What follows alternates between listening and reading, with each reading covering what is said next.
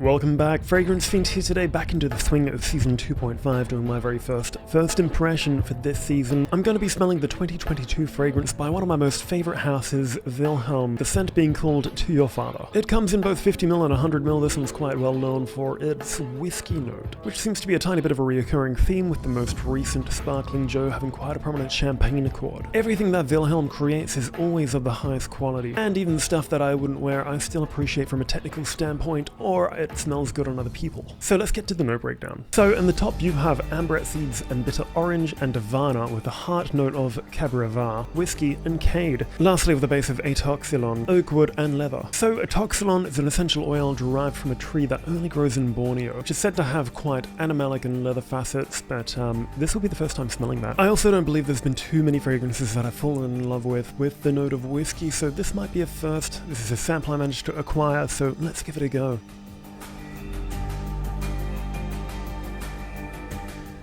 Very different to what I was expecting. In fact, it almost smells like a tiny bit of an old-fashioned, if my memory is correct. This is actually a very almost Penhaligon's-y type of scent. It's like very gentlemanly or even florist, but a lot more contemporary. This is so different to the Vilhelm I know, but in a good way. It's a very left turn from everything they've kind of done before. And funnily enough, it's actually a very father-like scent, something you imagine someone in their 50s, 60s kind of wearing. It's like a fragrance they've had in their cabinet for the past 30 years that's just aged very maturely. I'm definitely getting quite a bit of that Davana. Davana is a bit of a green herbal type of note, a slight powderiness from the Ambrette, and quite a bit of leather and Oakwood, but the whiskey is kind of sitting in the background for now. I thought it would be really sweet and whiskey dominant, but it's actually more on the woodier side. It really balances a fine line between being quite abrasive and smooth. I think it's definitely a bit more of a polarizing fragrance. I don't think this is going to be one for everyone, but it is absolutely distinct, a perfect signature scent from what I'm picking up so far. Alright, so I've given it 2 minutes to dry down. I haven't smelt my wrist. Let's give it another whiff. Wow, it's already actually changed so much. That whiskey is definitely coming out a tiny bit more. Those opening notes are beginning to fade out. It's funny, I'm actually getting more bitter orange now. The Davana's gone, but the leather is definitely kicking in a tiny bit more. I've definitely mentioned that I'm only a fan of very particular types of leather. I actually do like this one. Wow, it's actually a really strong fragrance. I mean, Vilhelm do use really high quality ingredients. I find a lot of them do last really long, but this is definitely elevated.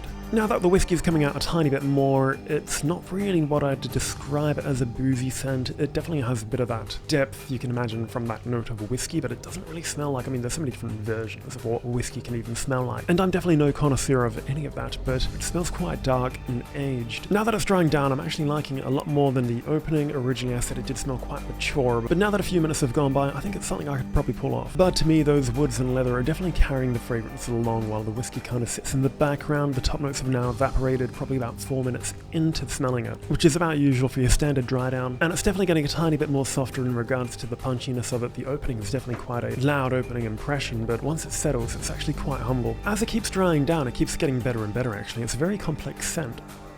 I still think this is something that doesn't necessarily match my personality. It definitely smells, I guess, a tiny bit more mature, but I'm actually really happy and impressed to see the brand diversify and create something really unique to their brand. I was definitely a little hesitant getting my nose on this one, as the notes don't seem as attractive as the fragrance actually smells. It's actually exceeded my expectations, and that's considering I already hold the brand at a really high standard. So just to capture that opening once more, I'm going to give another spray on my other wrist.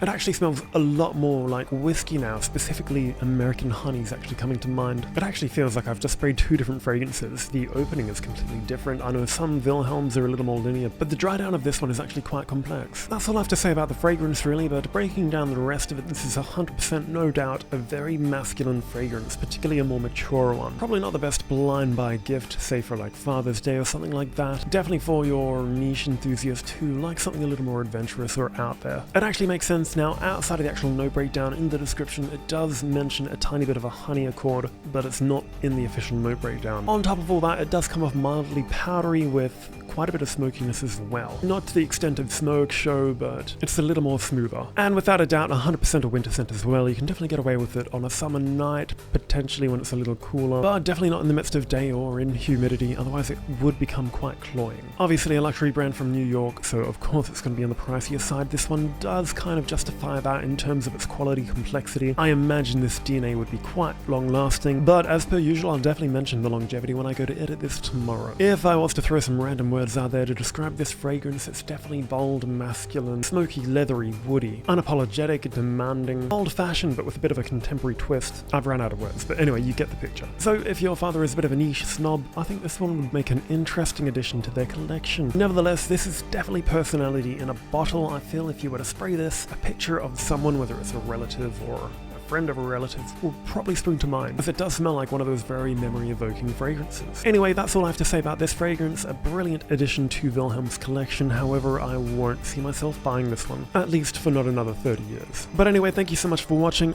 I'll see you next time.